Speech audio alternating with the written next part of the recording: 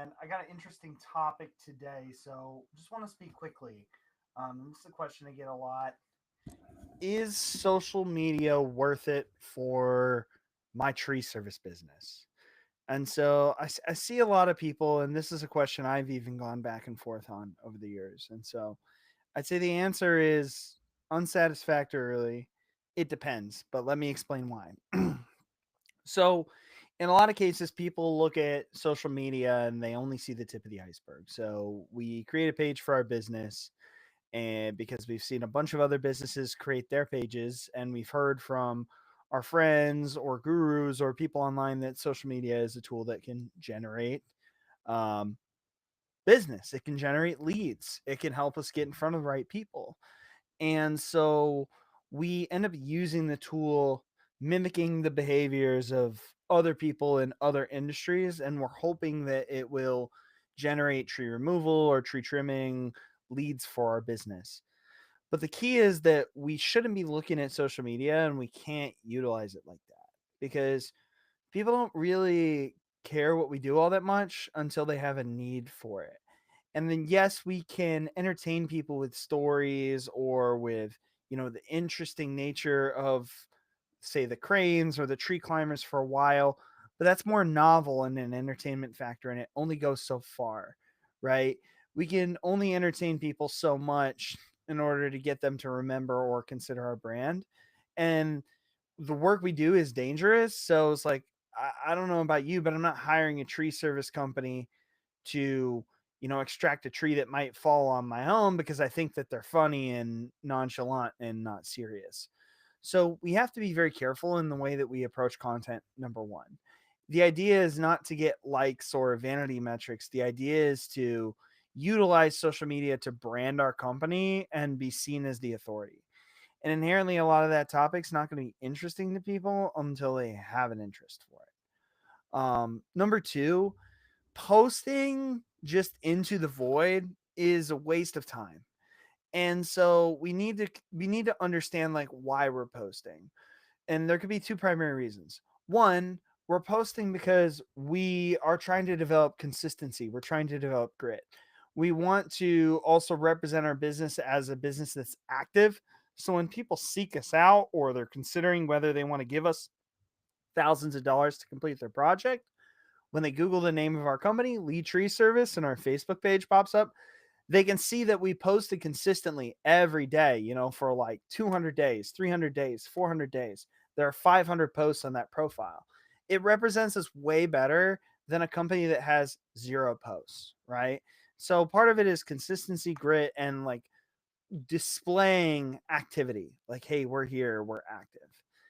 The second part is to like really the second way it can primarily be used is to educate an audience that you already have. So over time, you do work for people, they grow familiar, they like you. In order to grow the audience, they're not going to randomly look you up on Facebook and follow you, but they will follow you if you make an intentional effort to say, hey, we post on social media on tips on to maintain your property and your trees. Like, give us a follow if you get a chance. Here's the link.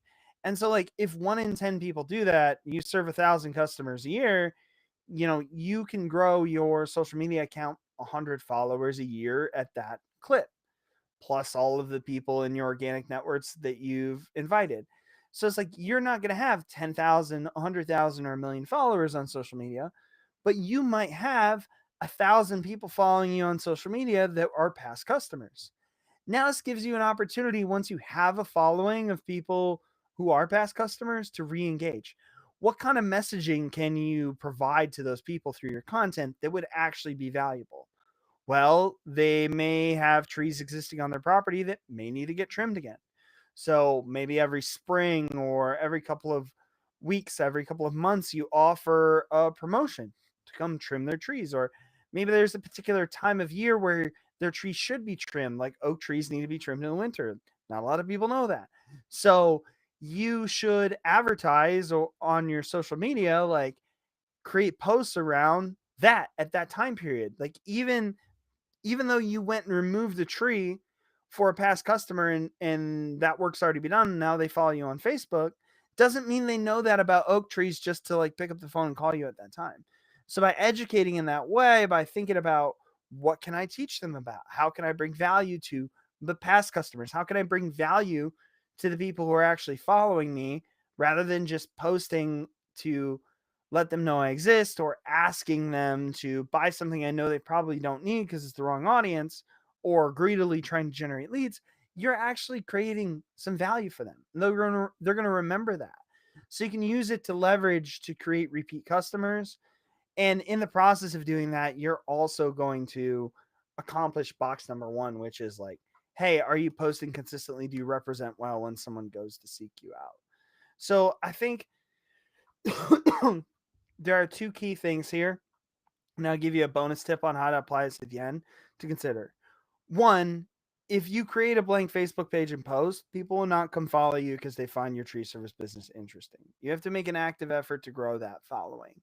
Even if you do grow it through some gimmicky means of like posting stories or, like creating really cool viral clips of you just doing the work, that doesn't necessarily cause me to recognize your brand or you as the authority, which ultimately just ends up being for vanity and doesn't yield anything for you anyway. So keep that in mind. You want to post content. Creating content takes a lot of time, so you want to post content that's valuable, but you also want to do it quickly at scale or level your expectations of how much content should I create, how much should I invest into, how large is the audience of people that you're posting against, right? So that's the key here. Know your audience. Realize you're not going to build an audience by accident, and three, like build and create content that's valuable for that audience, investing a reasonable amount of time into social media to create it. So don't spend 6 hours editing your video. Just turn the phone around and answer a frequently asked question that customer has. Upload it to Facebook, like make it very organic. People aren't expecting like grade A production quality from a tree service company. They just want to know, did you do a halfway decent job? Are you presentable, and are you like knowledgeable in your field? Are you presenting value? Are you bringing expertise?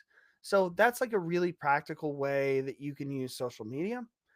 Another tip in this is if you find yourself investing a lot of time in creating your posts and not getting value, consider using the organic content that you're creating as like authority ads, meaning boost that post with 10 or $20 or $50, because if it takes you an hour or 2 hours to create content, that's an investment of your time. What is the opportunity cost of that time worth working on a job or potentially out selling or knocking on doors?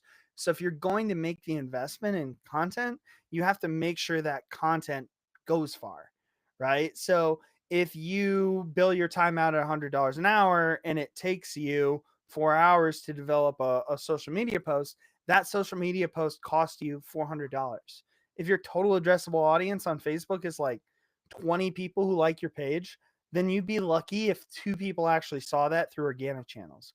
If you're going to invest that time in content, pay to get it out there, pay to show it to people, pay to boost that post so you can get a greater reach in your community beyond just the 5 to 10 to 100 people that like your page. Because only 10% of the people are going to see that post. That's like 10 people. They're going to maybe watch it for like 30 seconds. It's a slim chance that one of them is even going to be interested in it at that particular point in time. That's not a good or practical investment of your time. So the rule to follow here is like level the amount of time you're investing in your content equivalently to the amount of people who you plan on showing it to. So if you want to invest in high end production, or invest extra time to make sure you're creating content that's really good and really high quality, you also need to make sure that you're spending money on ads or spending money on boosts to get that content in front of people. Otherwise, you're just wasting time and money, and the opportunity cost of your time as a tree service contractor is better spent somewhere else. So hopefully this is a helpful lens to think about your social media from. We get a lot of questions like, is it valuable? Is it not valuable? And the most difficult answer is like, it depends, and because it's so abstract. But hopefully these tips can help you kind of understand what kind of time you should be spending, who you should be talking to, and whether it's going to be worth it or not for your business. That's all I got for today. We're going to be continuing the conversation about social media this week on the live. So tune in tomorrow for the next session. And I hope everyone has a wonderful and safe Sunday evening. Thank you very much.